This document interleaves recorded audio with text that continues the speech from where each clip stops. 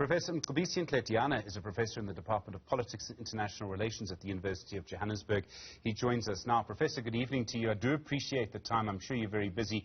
I would think that to be a member of Parliament and to dress to the nines tonight, to dress to impress, might be a very brave thing to do, considering the mood of the country. Am I wrong to suggest that? Well, even though times may be tough, I think you still have to project confidence that you are in control, that you have a clear sense of where you need to go. Of course, it doesn't have to be too glamorous, but, you know, you always have to be smart still. So my mother still tells me. In a way, Professor, I think the way we can predict what will happen tonight by perhaps posing this question. Do you think with the mood of the country, where everyone is, how everyone's feeling at the moment, is there a political benefit to any political party, and I suppose I'm really talking about the EFF, is there a political benefit to disrupt proceedings tonight, or would it be better to just allow the President to have his moment and then criticize him afterwards? Well, I'm not sure if they would have any reason to do that. But then in the past, they've always found some reason to disrupt activities. So, you know, if they feel that that will give them some kudos, they will do that. But generally speaking, though, Stephen, there's a lot that the President faces.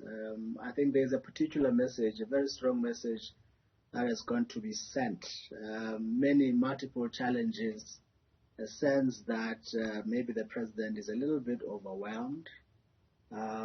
He is not decisive. I mean, this is the common critique, obviously. Not decisive, consults a lot. So it's tough, and it adds to an already degenerating situation of unemployment. So there need to be clear signs. And you also don't want the usual promises.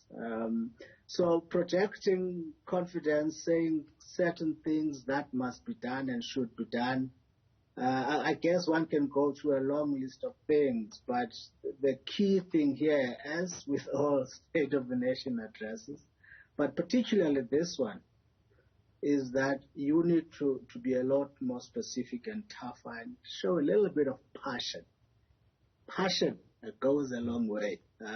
One hardly gets it from President Ramaphosa.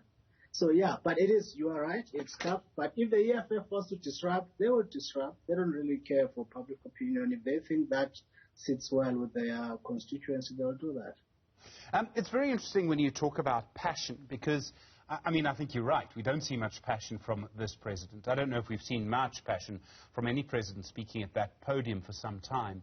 And along with the promises, along with the plans, needs to be an assurance that there will be action. And this maybe is a problem that Ramaphosa has created for himself. He's made promises in the past that haven't been kept. Cell phone spectrum is such a good example. It's completely out of his control. It's now with the courts. There are other examples about railways, for example, which have gone backwards rather than forwards.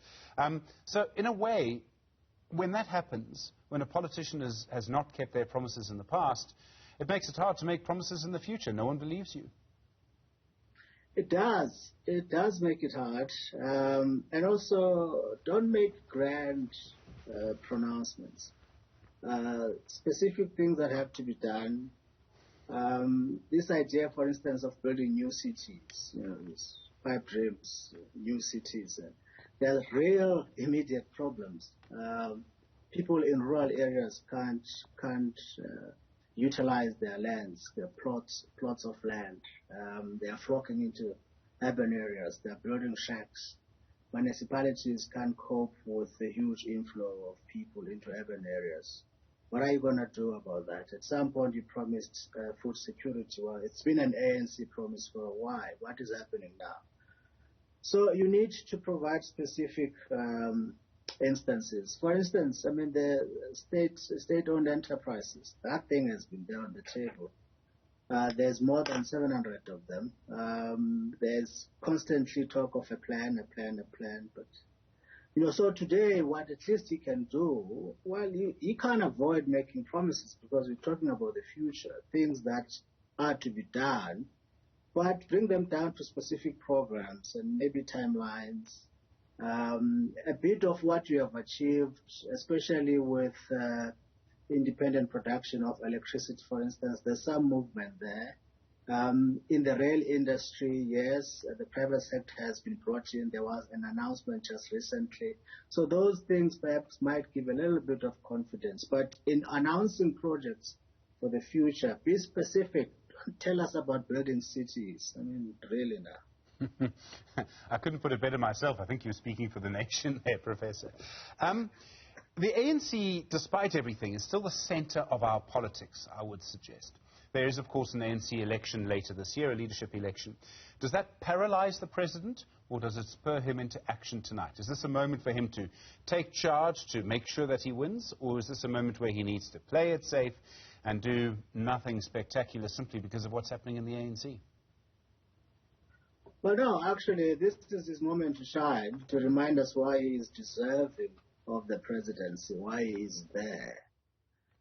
Because ANC members are obviously residents in various communities, and they are influenced by their fellow residents.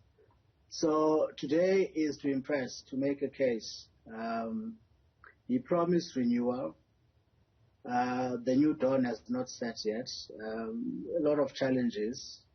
And so he can explain. We know there have been challenges. Some of them are quite genuine. Others have to do with his own personal traits. But nonetheless, he's there. He's the captain of the ship. He needs to steer it. And so long as he's there, he needs to do the job.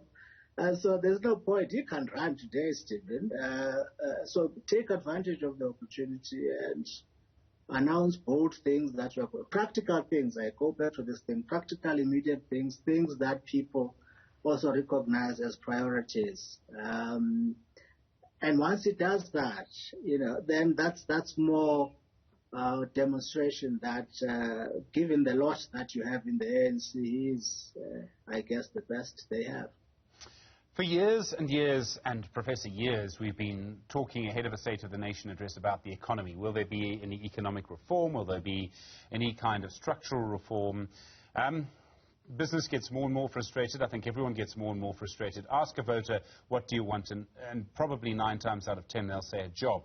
Do you expect Ramaphosa to tackle the economy tonight? Of course. It goes without saying. But, if I were his advisor, I would urge him to take a more holistic approach. I had mentioned this thing earlier about rural economy, the agrarian question. You need to make strategic interventions in the economy.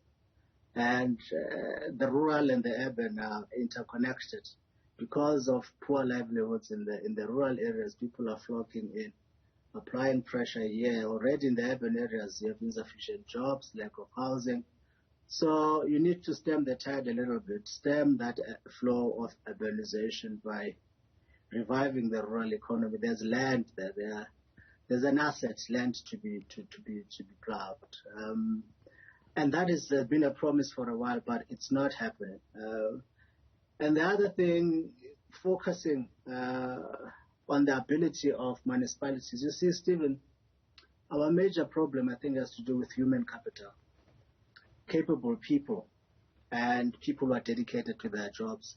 Yes, we do have money problems, but part of that problem is lack of expenditure, spending the budget that we have. And the reason you have that is because those who are in municipalities especially are not sufficiently equipped. Because they are not equipped, they bring in consultants, we spend more money. Even with consultants, we don't even spend the entirety of the budget that we have.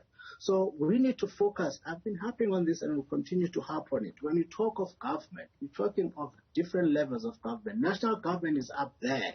Economic activity happens on the ground. We need to focus on municipalities. Municipalities need to appreciate the fact that they are instruments to create economic activity, not simply to manage rubbish collection, but to create economic activity using legislation and revenue that they have. So if you focus on municipalities, make sure that people are doing their jobs, monitor your politicians, bring in sufficiently equipped people. Senzo Mchunu at some point said there were hundreds and hundreds, or if not thousands, of civil servants who are not qualified to do jobs that they are paid for. They don't have the skills. Get rid of those folks, because it means they are not doing anything. And that is why they are paying consultants, because they have no clue what they need to do. So we need to focus on human capital and focusing at the lowest level of government, that is municipality.